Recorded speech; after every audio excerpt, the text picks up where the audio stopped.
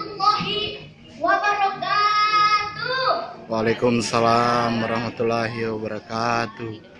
Mengucapkan salam hukumnya sunnah dan menjawab salam adalah wajib. Maka saya ulangi sekali lagi. Assalamualaikum warahmatullahi wabarakatuh. Waalaikumsalam warahmatullahi wabarakatuh. Innallaha yuhibbul witru. Allah itu ganjil dan mencintai yang namanya ganjil. Agar kita selalu dicintai oleh Allah Subhanahu wa taala, maka saya sapa hadirin sekalian dengan salam keselamatan. Assalamualaikum warahmatullahi wabarakatuh.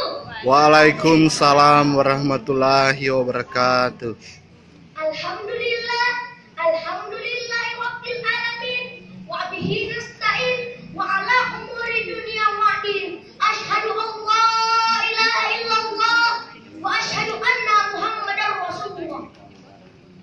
Alhamdulillah adalah kalimat yang adalah kata maharasa yang patut kita persembahkan kepada Allah Subhanahu wa taala karena nikmat yang telah diberikan kepada kita berupa nikmat kesehatan, kekuatan, dan nikmat kesempatan sehingga kita dapat berkumpul di tempat ini, tempat yang melahirkan sejarah perjalanan masa depan anak manusia. Salawat dan salam tetap tercurahkan kepada the best and the best man, lelaki terbaik dari yang terbaik, yaitu Nabi besar Muhammad Sallallahu Alaihi Wasallam yang telah membawa kita dari zaman jahiliyah menuju zaman teknologi canggih, dari zaman SMS-an menuju zaman BBM-an, Facebookan, dan lain-lain sebagainya. Salam bagimu ya Nabi, salam bagimu ya Habib, salam bagimu ya Rasul. Hadirin kaum muslimin rahimakumullah. Pada kesempatan kali ini, izinkanlah saya menyampaikan ceramah singkat saya yang berjudul Jujur Itu Hebat. Kejujuran merupakan salah satu modal yang paling penting serta istimewa dalam mengarungi kehidupan. Namun pada kenyataannya, untuk selalu berkata jujur tampaknya tidak semudah membalikkan telapak tangan.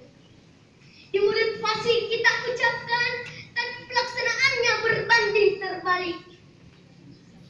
Lihatlah Pak, lihatlah Bu, di zaman sekarang ini masih banyak orang baik yang masih malu berkata jujur. Hadirin sekalian, apakah ada di antara kita yang masih malu berkata jujur? Ada. Luar biasa. Bapak, Ibu patut dijadikan contoh karena percaya meyakini diri bahwa kejujuran yang hakiki adalah bahasa kalbu. Kita sering mendapati orang yang masih takut dan malu berkata jujur sehingga menjerumuskan dirinya sendiri. Mereka ingin mencari aman sehingga menutupi kebenaran yang ada. Bahkan mereka tidak bisa membedakan mana yang baik dan mana yang buruk. Ada sebuah kisah tentang anak yang bernama Udin. Si Udin masih duduk di bangku sekolah dasar. Saat itu Udin pergi sekolah. Ibu gurunya pun menyapa. Selamat pagi anak-anak. Selamat pagi Bu Guru. Bagaimana? Belajar di rumah? Belajar Bu Guru. Tapi kenyataan yang ada, si Udin tidak belajar. Malah ia sibuk mencari Pokemon. Dan apabila ditanya mengenai tugas, dengan nada yang sangat sopan, ia pun berkata, "Mohon maaf Ibu Guru, buku saya ketinggalan di rumah. Pasti disembunyikan adik saya." Tapi kenyataan yang ada, tugasnya memang tidak dikerjakan sama sekali. Bahkan ia menuduh orang lain. Itu adalah sikap yang tidak boleh dicontoh. Karena sekecil apapun kebohongan kita, pasti ada pertanggungjawabannya. Oleh karena itu, marilah kita menjadikan kejujuran sebagai kendaraan dan kebenaran sebagai senjata. Dan Allah sebagai tujuan kita. Sebagaimana disebutkan dalam surat At-Taubah ayat 119 yang berbunyi, A'udzu billahi minasyaitonir rajim. Bismillahirrahmanirrahim.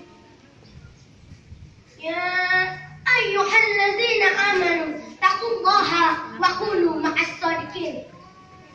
Yang artinya, wahai orang-orang yang beriman, bertakwalah kalian kepada Allah dan hendaklah kalian berada di dekat orang yang benar.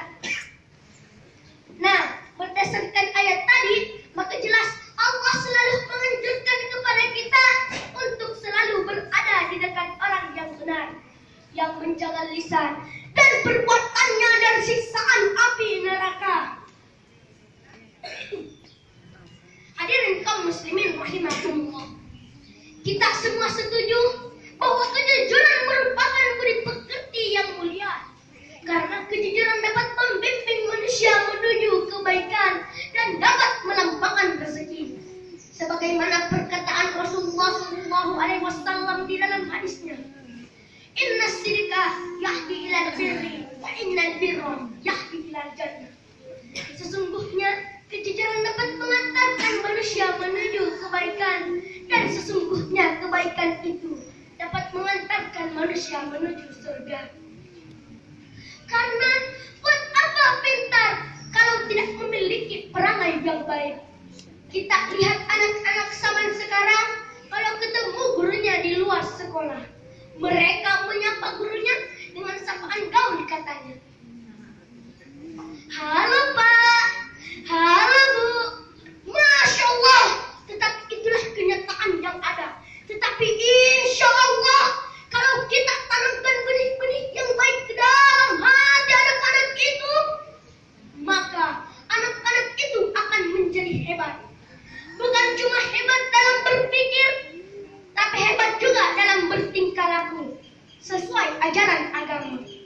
Sebagaimana disebutkan dalam surah Al-Ankabut ayat 3 berbunyi, وَلَا يَعْلَمَنَّ اللَّهُ الَّذِينَ صَدَقُوا وَلَا يَعْلَمَنَّ الْعَاقِبِينَ.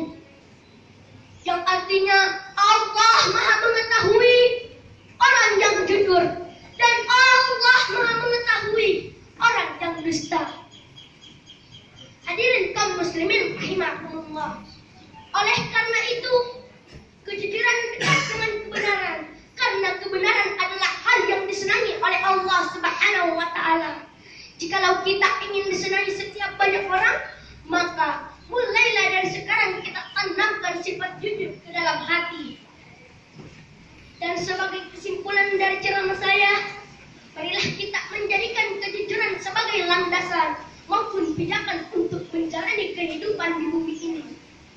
Karena ada suatu saat ketika landasan dan pijakan tersebut bersaksi kepada Allah atas apa yang kita perbuat, Allah Maha Adil, tujuan kita hanya kepadanya. Sebelum saya mengakhiri ceramah singkat saya, simaklah pantun berikut ini. Bulukumba bumi panrita lebih, tempat tinggalnya ahli pembuat perahu.